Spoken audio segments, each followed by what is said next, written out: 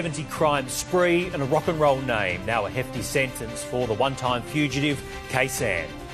The troubled Western Suburbs neighbourhood witnessing its second stabbing in just 9 days.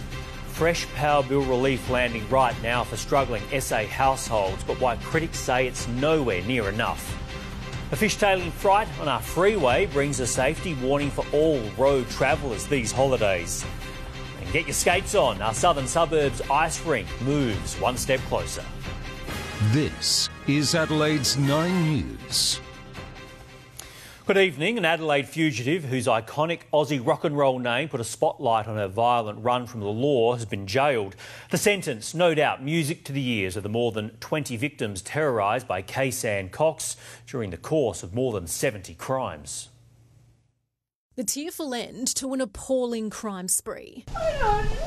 Wanted woman Kaysan Cox sniffed out by police dogs in January 2021 for offending which began more than a year earlier. In that time, she ransacked multiple homes, leaving her victims terrified, stealing jewellery, thousands in cash, cars, and in some cases, precious irreplaceable items, including photos and videos of a mother's last messages to her daughter before she passed away. The sentencing judge labelling that heartbreaking. Cox has written letters to each of her 24 victims, in some cases seeking forgiveness. Your client apologised to some of the victims. Was that her idea? The manhunt for Kaysan gained national attention due to the classic Cold Chisel song with which she shares her name.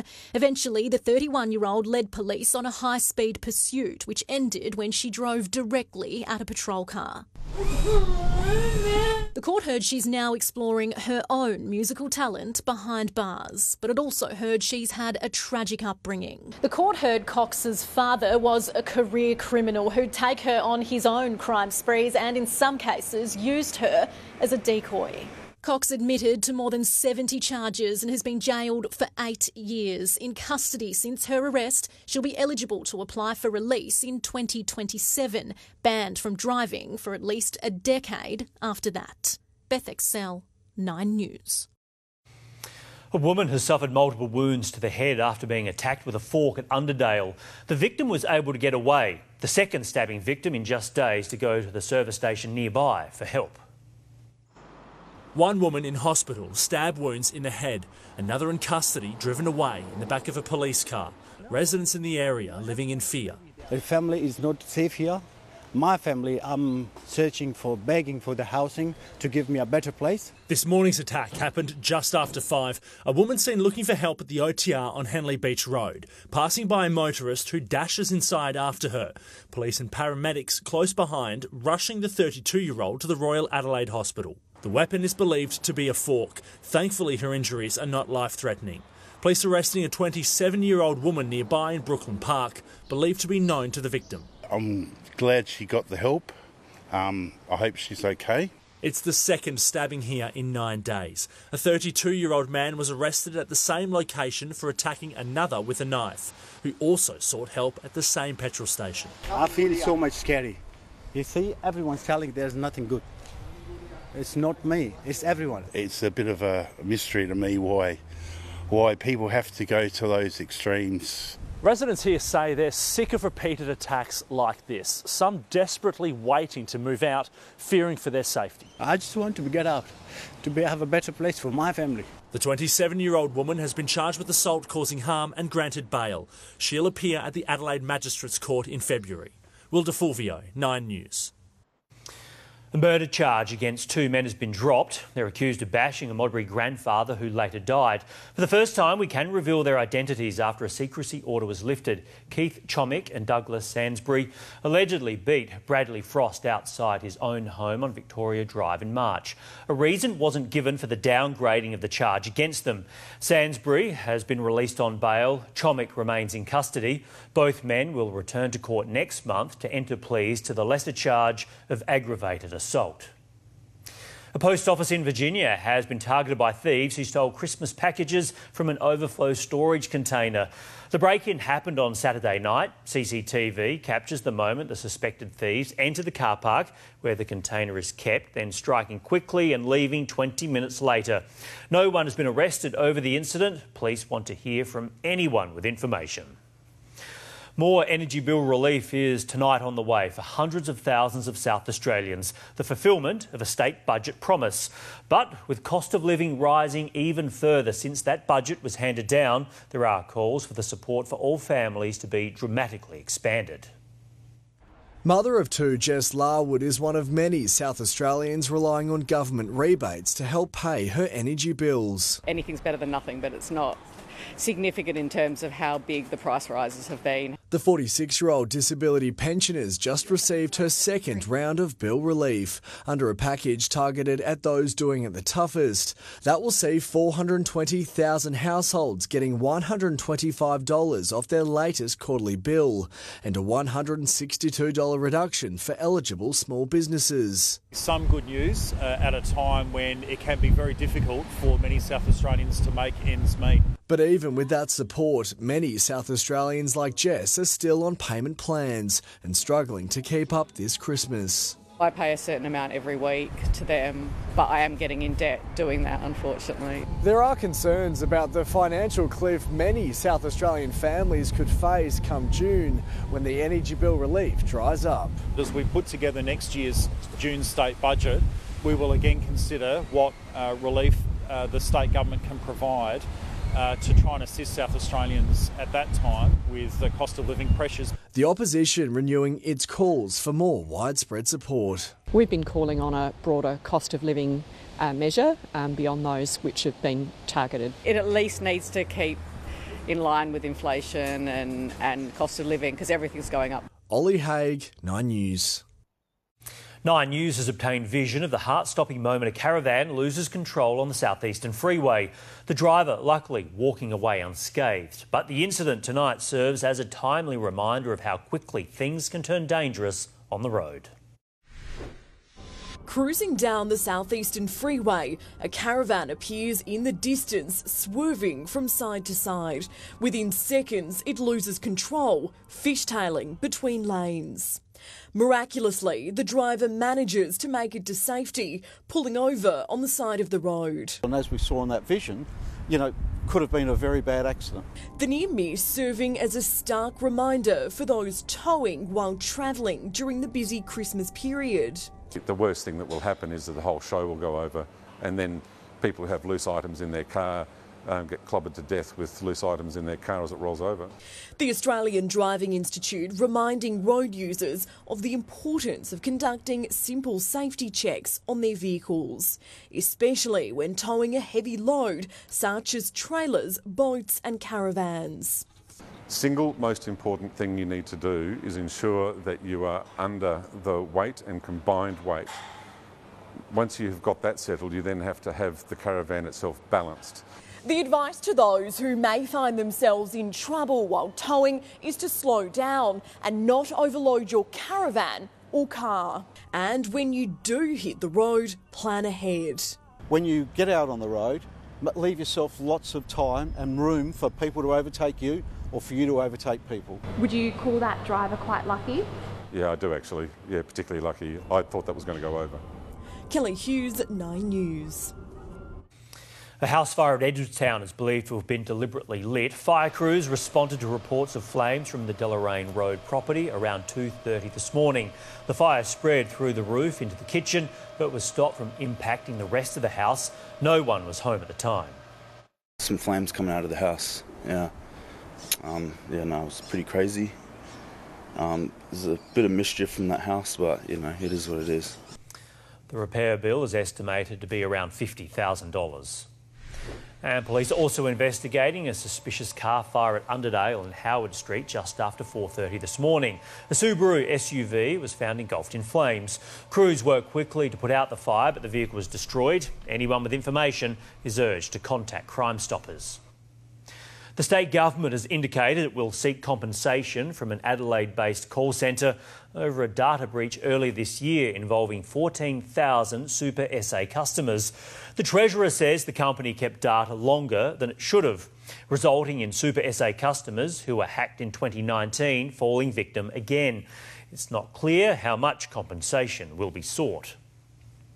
A new ice rink in Adelaide South is one step closer to being given the green light, with private developer Peligro Group formally lodging plans with the Marion Council for the $20 million skating and leisure centre. Along with the ice rink, there will be seating for up to 450 spectators, 3 different rock climbing walls and an above-ground car park. Right, Dylan Smith has been following this story. Dylan, what happens from here? Will, the site has already been chosen. The arena is set to be built behind me here at the old Marion Croquet Club site on Sturt Road. Now, the council is fully supportive of the project and it expects the design to be made public for community comment early next year. Will? All right, thanks for the latest, Dylan. Westpac has apologised to customers for an outage that began around lunchtime and impacted online, mobile and telephone banking. The issue also affected Bank SA and St George customers. Teams fixed the problem about 4 hours later. Convicted terrorist Abdul Nasser Ben Brika has this afternoon walked from prison days earlier than expected. The federal government has given an assurance he'll be the subject of strict monitoring as he tastes freedom for the first time in nearly 2 decades. After 18 years behind bars, Abdul Nasser Ben Brika is free. A convicted terrorist and twisted religious fanatic. Osama bin Laden, he's a great man. Ben Brika is no run-of-the-mill terrorist, if there is such a thing. The Algerian-born cleric was convicted of masterminding a terrorist organisation, a co-accused claiming there was a plot to attack prominent targets. Stripped of his Australian citizenship 3 years ago, it was reinstated by the High Court last month. His release granted under strict conditions. Ben Brika must wear an electronic monitoring device, reside at his family's Melbourne home, subject to a curfew, not leave Victoria or visit airports, ports or prisons, continue a de-radicalisation program. He's banned from owning weapons and restricted in his phone, internet and computer use. The very fact that he is now on an extended supervision order is a clear indication that he represents a threat to the community. All options carry some risk. What needs to be kept in mind is that reoffending rates for terrorism are extremely low. Among those who assessed Ben Brika as ready for release, Anne Speckhard, an American psychiatrist and expert on Islamic radicalisation. We viewed Nasser as not imminently dangerous, but also not completely de-radicalised. The opposition insistent Ben Brika should have been kept in jail. Ben Brika is the worst of the worst. The Prime Minister has not done everything that he could do to keep Australians safe. It's a matter of the law, and we have put in place the strongest possible recommendations to ensure community safety. Unable to deport him, the Albanese government believed it couldn't keep Ben Brika in jail indefinitely. It can only hope he no longer poses an unmanageable risk. He absolutely does not want to go back to prison, so he is not going to preach violent jihad to anybody. A lot rides on this assessment being right. Andrew Probyn, 9 News. A major change from the Vatican. Pope Francis will now allow priests to bless same-sex couples. The Catholic Church in Australia saying the shift will make sure the doors remain open to everyone. Pope Francis has already demonstrated he wants to reform the Church, and this is a landmark break with the past. In a sign the Vatican says shows God welcomes all, its Doctrine Office issued a statement confirming the ban on priests blessing same-sex couples is no more. The document says those seeking a blessing should not be required to have prior moral perfection. The final decision in each case still rests with priests. It's a significant change in the days when, as Sydney Archbishop George Pell refused to give communion to openly gay and lesbian parishioners, and only 2 years ago when the Church ruled against blessings for same-sex couples. The change will be welcomed by those wanting the Catholic Church to modernise, but it's fuelling conservative critics of the pontiff. The Vatican stresses its view that marriage is only between a man and a woman hasn't changed. Francis turned 87 at the weekend, and this latest edict shows when it comes to leaving a legacy, he's not slowing down.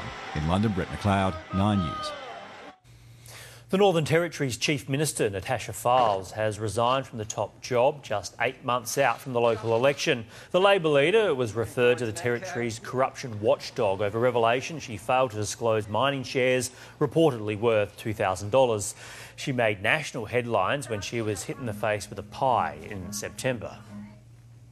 The state government is being urged to move faster to make vacant public housing available to new tenants. The opposition says this home at Albert Park has been empty for 8 months. A woman who doesn't want to be identified says she's been on the public housing waiting list since 2020 and says a faster turnaround on vacant homes is desperately needed. I can go for a drive and see 20 empty properties, and I just think I could move into that any time. The government says maintenance on this home is now complete and will be ready in the coming days. The Reserve Bank has now confirmed it was very close to lifting interest rates again this month before deciding households were doing it tough enough already. Here's Nine's finance editor, Chris Kohler. The board said it considered raising the cash rate again this month, but in the end decided to leave it on hold, saying many households are experiencing a painful squeeze on their finances. And this is what they're talking about. Right now, the increase in interest is taking 5% from household incomes. That's the impact of rate hikes. The increase in tax has taken another 5%. And the increase in prices, that's inflation, is taking another 5%. But on the other side of the ledger, incomes have only grown about 10%.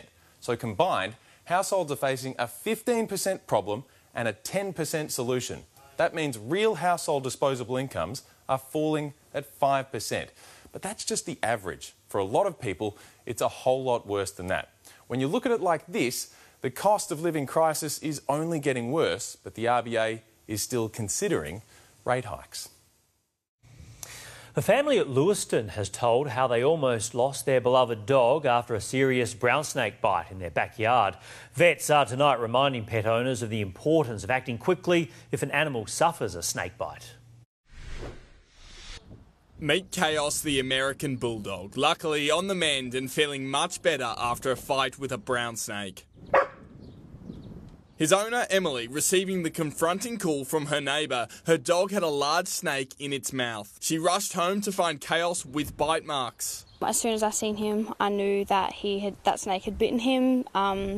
He collapsed, he fell over onto the floor. Time was ticking in order to save her dog on Saturday. I was just in a rush. I was running around trying to get him to the vet as fast as I could because I know, like I've always been told, you don't have long with a brown snake. Chaos was rushed here to the Roseworthy vet. His owners say he was lucky to survive. Treatment not cheap.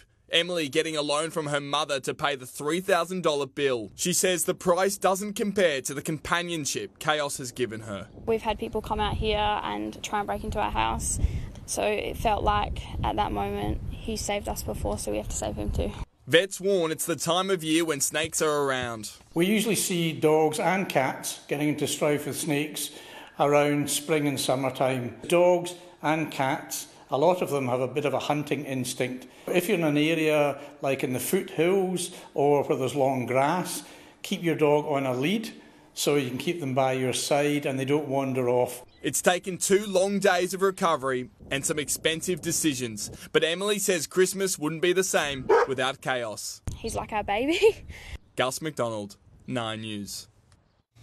Now for a look ahead to sport with Norris. Corey, a huge payday for Travis Head. Yeah, he's about to fetch an eye-watering amount of money in the IPL auction. Will, good evening. We'll hear from the star South Australian who's spending a few days with family before setting his sights on Boxing Day. Also, Kicker Vic. The state v state rivalry is back to add a little extra spice to gather round. And an Olympic diving star opens up on a rather baffling phobia.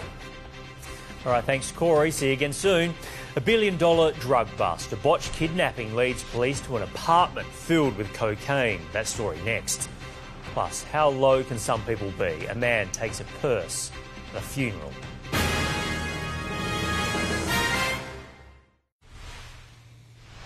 The man has been arrested for a service station hold-up at Strathalbyn. Staff were threatened as the bandit demanded cash just after 11:30 last night, but police quickly arrested a 27-year-old at a nearby home.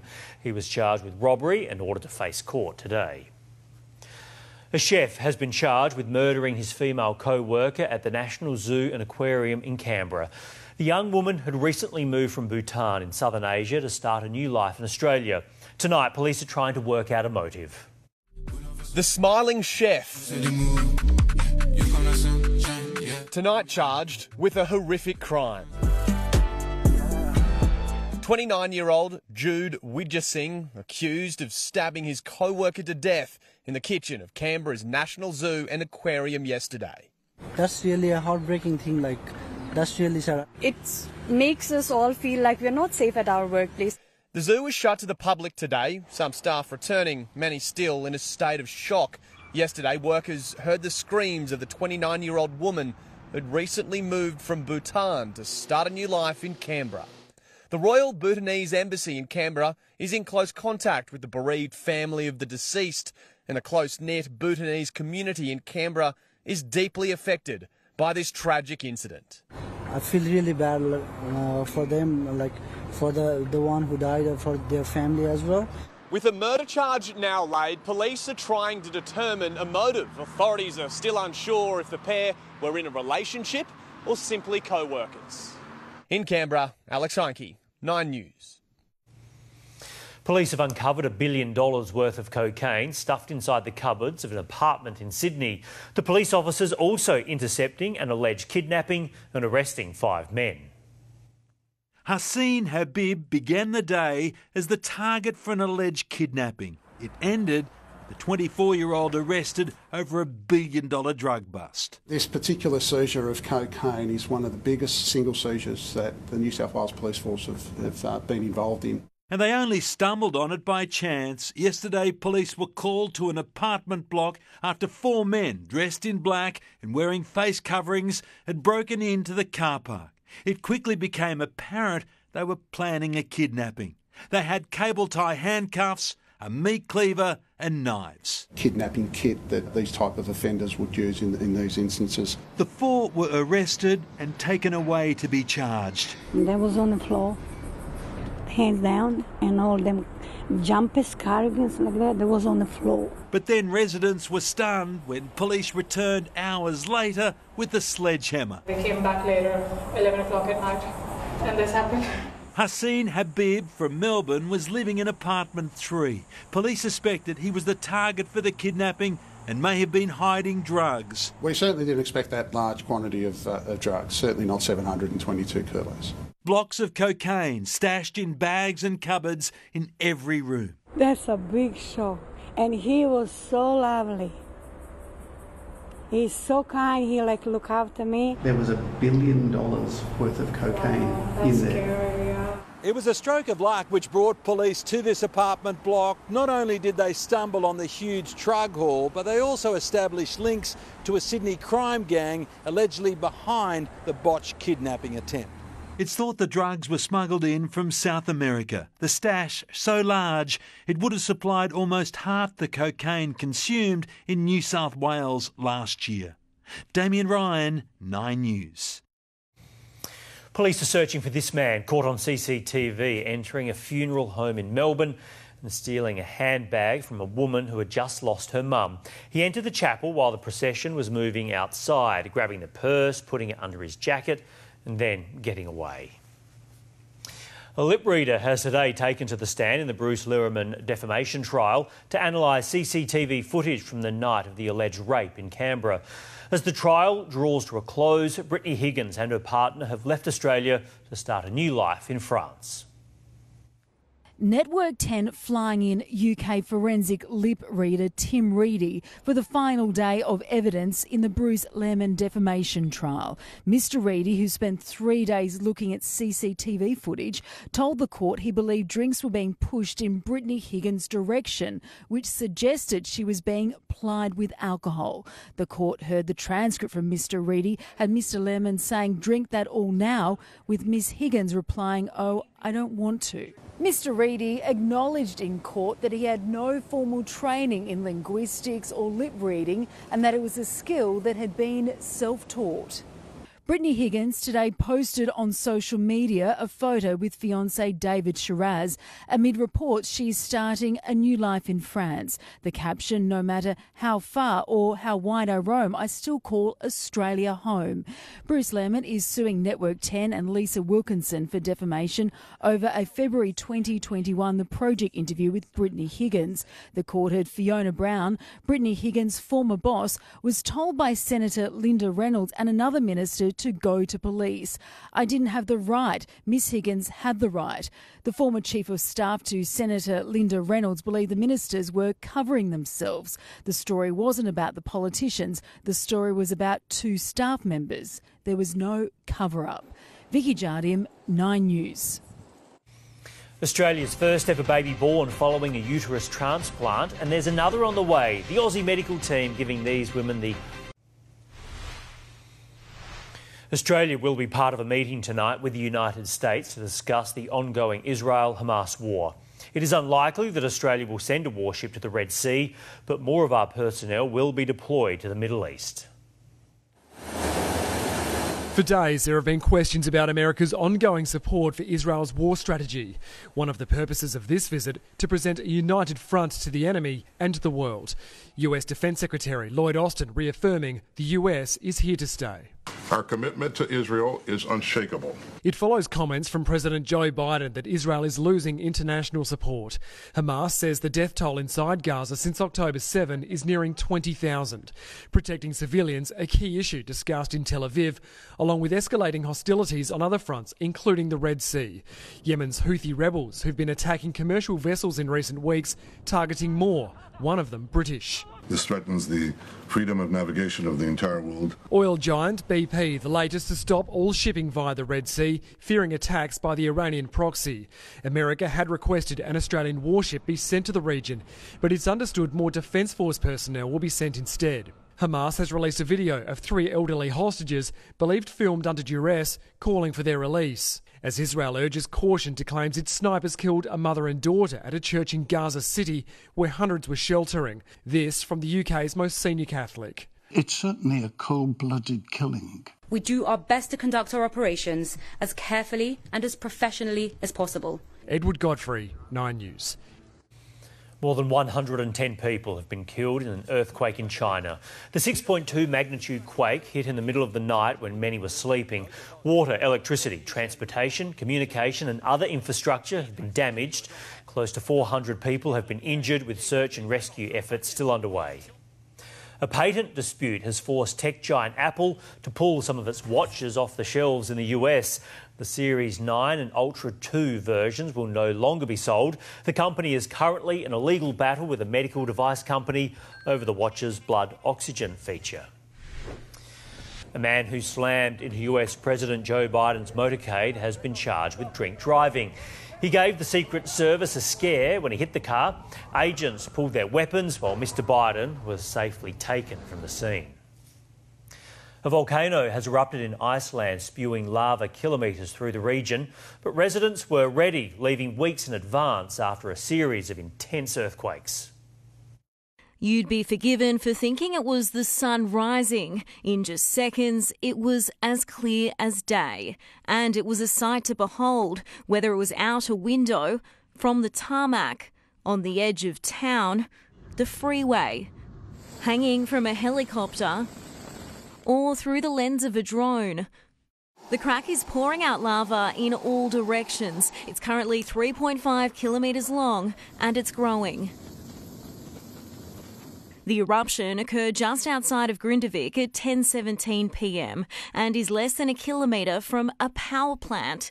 The small fishing town has sat empty since last month. 4,000 residents were evacuated following weeks of earthquakes and the expectation this would happen. The priority now is to protect lives and, where possible, property. For now, both are far from danger, meaning it's an early Christmas light show. Adelaide Spolt, 9 News. 1 year ago, Australian woman Kirsty Bryant didn't have a uterus. Now she's delivered a healthy baby boy in what's been regarded as a medical marvel. Like all babies, Henry Bryant is a miracle. But this miracle is also Australia's first baby born following a uterus transplant. In 2021, mum Kirsty underwent a life-saving emergency hysterectomy after suffering a bleed during the birth of her daughter. She was told she'd never carry a child again, but under the care of a team led by Associate Professor Rebecca Deans at the Royal Hospital for Women, the 30-year-old became the first Australian to undergo a uterus transplant, with a uterus donated by her mum Michelle. It's the ultimate gift. Henry was born by caesarean section on Friday. It was unbelievable. There was barely a dry eye in the room. It was really exciting. He was a bit chilled out, and I think Kirsty was a bit worried initially, but he was just lovely and healthy, 10 fingers, 10 toes, all beautiful. 37-year-old Prue Craven was born without a uterus. She underwent a transplant not long after Kirsty in March. She's now 16 weeks pregnant. And just last week, doctors here at the hospital performed a third transplant, this time using the uterus of an anonymous donor, with 3 further procedures planned for next year. More than 70 women have contacted the hospital wanting to be part of the trial, which is funded by the Royal Hospital for Women Foundation. But doctors are hopeful one day the procedure could be offered through Medicare. That's a combination of women who were born without a uterus. They might have lost their uterus due to a cancer. Uterus transplants are temporary, lasting about 5 years, with patients required to take immunosuppressants to prevent the body rejecting the organ. And while Kirsty might not be thinking about going again just yet, at least she has the option. What we would do is exactly the same thing, wait for her to recover and put an embryo transfer back in. I don't know whether she's going to go for that. She's just got to get over this newborn phase, obviously. In Randwick, Kate Creedon, 9 News. Exclusive, a look at the new home of the iconic Granite Island Clydesdales. That story is next. Plus, we reveal the staggering number of flights cancelled this year.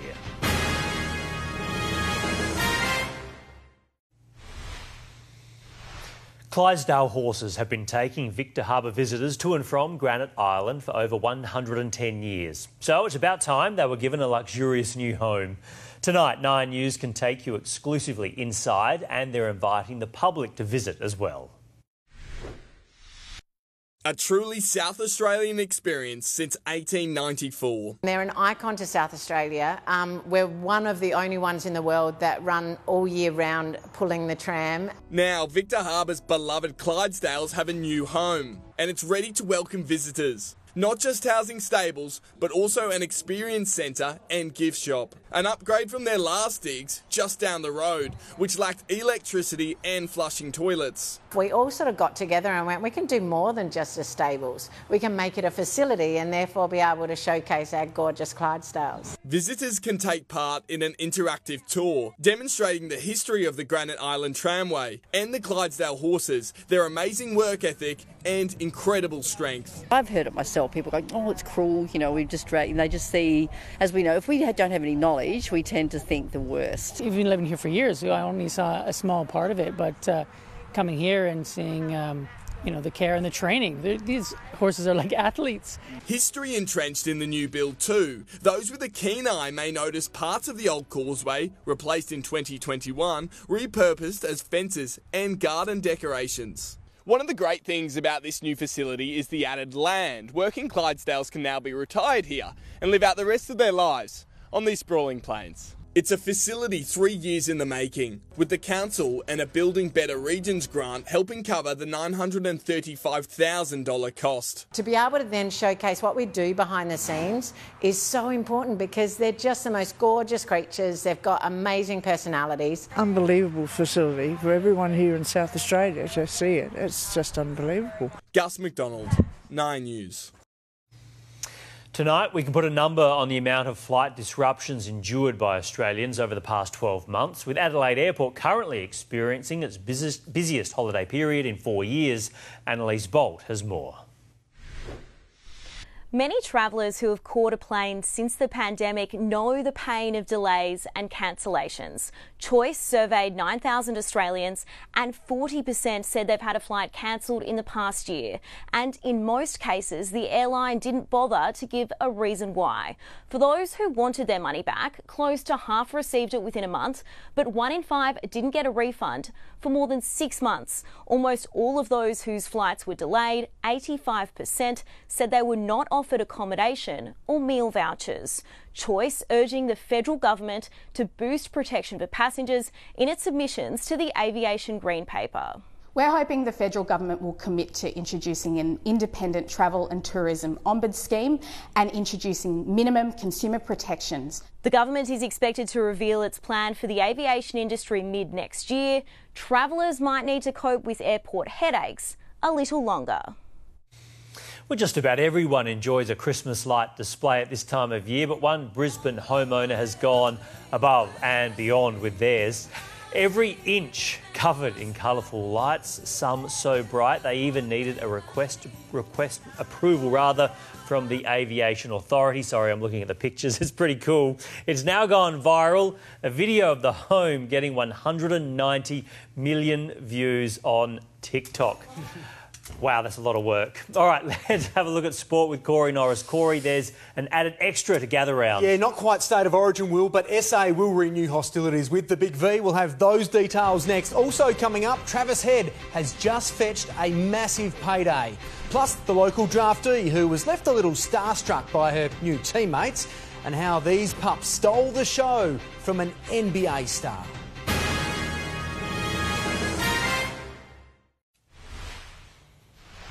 Hello again. A mouth-watering payday for South Australia's own Travis Head tonight, who just moments ago fetched a price of more than $1.2 million at the IPL auction. A bidding war quickly erupted for the Australian vice-captain, eventually snapped up by the Sunrisers Hyderabad, although it comes after he arrived back in Adelaide, admitting he couldn't help but feel disappointed by his start to the summer. A year spent in and out of airports all around the world. So, an early arrival into Adelaide felt like Christmas had come early. I only got 3 days off the post the T20, so I'm going to enjoy just chilling out with the girls at home. It's a well-deserved break for a man whose stock could hardly be higher, thanks to some Herculean efforts at both the World Cup and the Test Championship. But Head's the first to admit his first test of the Australian summer didn't quite live up to the hype. I was a bit disappointed with the output of the week. I felt like I moved well, felt like I was moving well, playing well. But yeah, a couple of starts is disappointing to start the summer. And while his side still steamrolled Pakistan, he believes the biggest score is in store come Boxing Day. Let's go back to the same things, try and stay relaxed, train really well in Melbourne and then crack on and see if I can get some runs. For now, though, the entire group's earned a few extra days off ahead of the second test. You can take every single day you can get at home, and I think this group's been really, really good at making sure that, off time's off time and on time's going to be on. And it's that opportunity affording Head the rare chance to celebrate a birthday that's usually overlooked in the Australian summer's busy schedule. It is nice to get home. I don't think in 30 years I'm getting old, so I don't think I'll have many birthday parties. So looking forward to celebrating a birthday over the next few days. It's very rare that we do get 4 or 5 days off in this sort of gap. Although any celebrations may be a little more subdued than the ones following his World Cup heroics. Will Crouch, 9 News. Meantime, the Strikers' season opener is finally about to get underway at Adelaide Oval, with the Sydney Thunder winning the bat flip and electing to bat first. The Strikers will no doubt be raring to go, with the game coming some 10 days after their initial season opener was washed out. Well, footy now, and a bit of extra spice to next year's gather round, with the Sandful to reignite its fierce rivalry with the VFL. The state team will tackle the Big V for the first time since 2016 on the gather round weekend in April, with a venue and date still to be confirmed. The Crow Eaters, for the record, have won 6 of their past 7 meetings with the Victorians. To the AFLW now, and the Crows have taken a punt on some local talent with their first pick in last night's draft. South Adelaide's Brooke Boylo is still pinching herself after her name was read out with pick 22, and the 18-year-old midfielder from Mount Compass was shocked with some of her new teammates, including Anne Hatchard, who dropped in to welcome her to Westlakes. I've met a few of the girls before, but just seeing them, I just broke down in tears. It was just like, that's how you know the moment's real. Hatchie's my actual idol, and I'd love to play like her, and I just love the way she goes about her footy. Meanwhile, Port Adelaide secured Glenelg midfielder Piper Window, the granddaughter of Central District Magarey medalist Gary Window, with its first pick, number 19 overall. And Central star Elaine Grigg has joined the Western Bulldogs with pick 6. She becomes the first Kenyan-born female to be drafted to the AFLW. Well, Collingwood is taking a cautious approach with new draftee Tal Jath as the young defender settles into AFL life. The 18-year-old was the star of the show at Morwell Primary School today, returning to the school he previously taught at. My workload's gone down a little bit because of my knee, so I think the main thing for me is getting my body up to scratch. But apart from that, I'm doing most of the drills. The Magpies will wrap up their Gippsland training camp tomorrow. Well, there weren't many reasons for Indiana fans to be skipping out of the stadium as James Harden's LA Clippers put on a show. Thankfully, Swiffer and the Double Dutch Dogs came to the rescue. Dog Geronimo hold the Guinness World Record for this trick, and Swiffer is on pace to beat that record. Pacers fans, make some noise, show some love. How good's that? Well, it was an otherwise rough night for the Pacers, losing 151 to 127. And finally tonight, Australian diver Cassiel Russo might be one of our most unique Olympians. The 22-year-old forced to overcome his fear of heights every day to plunge from a 10-metre platform. For 5 hours a day, 6 days a week, Cassiel Russo is falling, flipping and spinning over and over and over, perfecting his dives for Paris. You're falling at about 65 k's an hour, and when you hit water at that kind of speed, it just feels like cement. If that's not intimidating enough, he also has a fear of heights. Still there. I feel like I've gotten a bit more confident in terms of being up on the 10 metre and a lot more confident in my ability to, know where I am in the air and land on my head, but that fear of heights still is there. Given the intensity of his sport, it's little wonder he's managing an impact injury. Slight little tear in the connective tissue in my ab. Nothing serious, but, a little week off from training and back at it. Russo stunned the diving world 4 months ago, winning Australia's first ever gold medal in the men's 10-metre platform at World Championships, silencing powerhouse athletes from China. But just because he's tasted success doesn't mean he's hooked on more glory at the Olympics. I'm not looking to get a gold again or any of that jazz, but I like to work hard. I'm not doing it for the accolades or fame or, money. I'm more doing it just for the fact that I enjoy it. A self-described introvert, he shies away from social media, rare for a 22-year-old, leaving his pizzazz for the pool. I'm kind of a perfectionist, so I just really enjoy trying to get the 6 most consistent dives that I can. Dominique Loudon, 9 News. Yeah, good luck to him. $1.2 million for Travis Head. He's having drinks in the city tomorrow for his birthday. Who do you think it's shouted it is? Yeah, I reckon he'll be buying a couple of beers. Persistence pays off, though, for Travis. He's been a great cricketer. All right, Corey, thank you. Some great conditions now forecast for Boxing Day. The 7-day weather details are after the break. First, a look at tomorrow's speed cameras. Wake up and laugh with Adelaide's #1 breakfast show. Rudits and Loz tomorrow on 104.7 Triple M. For the latest Adelaide news and traffic.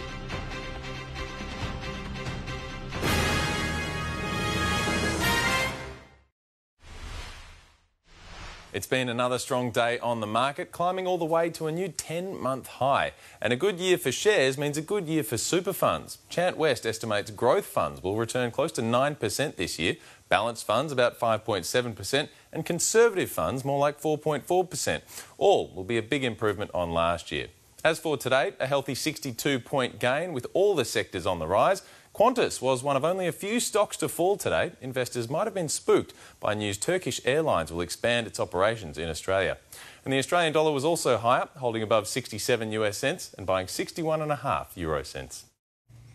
Time for the weather now, and it was a sunny day across the city, but a little bit cool. We had a top today of 20.9 degrees. Overnight it dropped down to 14.5. Right now, pleasant 18 in the city. Across the suburbs today, Elizabeth 23, Mawson Lakes 23, 22 at Glenelg. In the north of our state, 30 up at Coober Pedy, down to 20 at Port Lincoln. Through the south, there were some mild temperatures through the southeast, 20 degrees there at Mount Gambier, 19 at High Marsh Island, 22 in the Barossa. Across the country tomorrow, a rainy 22 degrees in Sydney, some showers 31 in Brisbane, fine and 20 for Melbourne. Back in South Australia, looking for some sunny conditions there through most of the north, 23 degrees in the Clare Valley, 19 in Port Lincoln. Through the south, the Barossa, sunny 21, Renmark up to 27 degrees, just 18 in Mount Gambier. Some strong winds through most of the state's coastline tomorrow. On metro waters, breezy, south to southeasterly, 25 knots. Across the suburbs tomorrow, a mostly sunny day, Golden Grove, 21. A little bit of cloud about in Glenelg, 20 degrees there. Mostly sunny, 21 degrees in the city.